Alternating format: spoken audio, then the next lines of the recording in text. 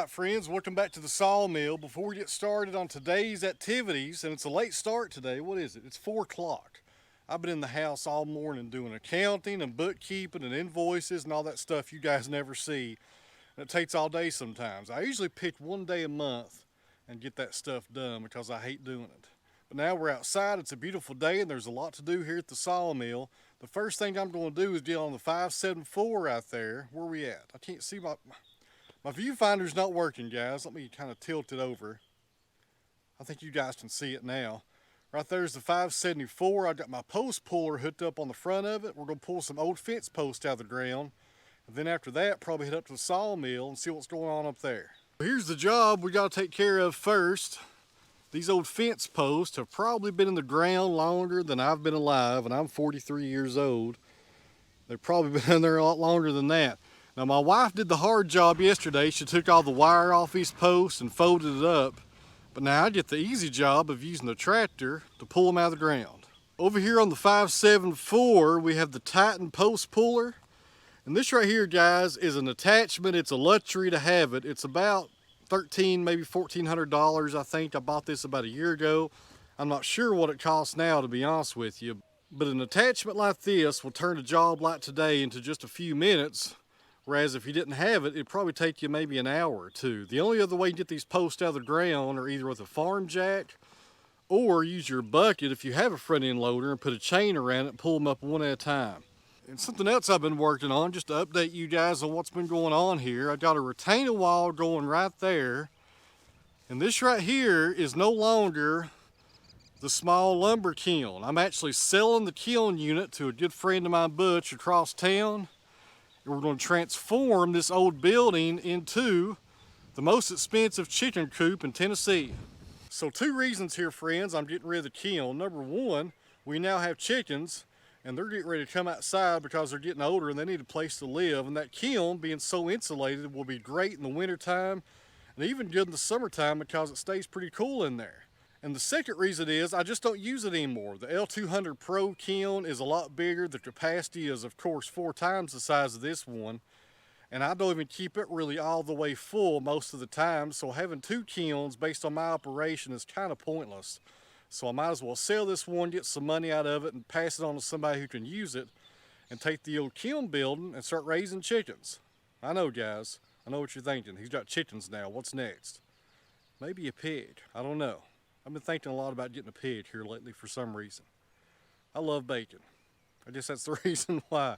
But anyways, that's what's going on with the kiln, guys. I've got to finish this retaining wall, build a run. I've also already started remodeling the inside of it for the chicken house.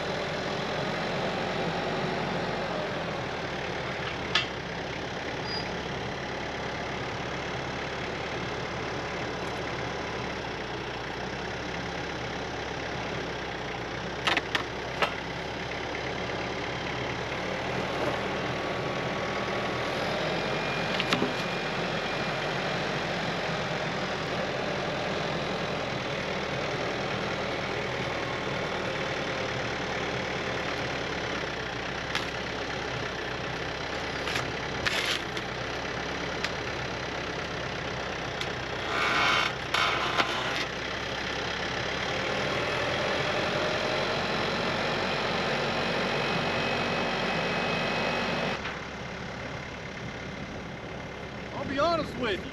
I didn't think I pulled that big one out of there. That's pretty good. Take a look at this hole.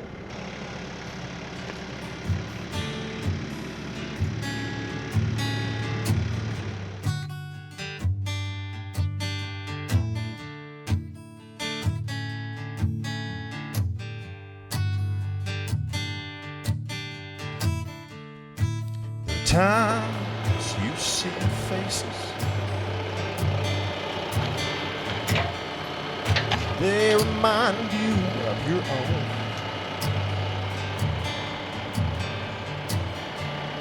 There are times you steal bases. There are times you run for home. Sometimes the pieces come together.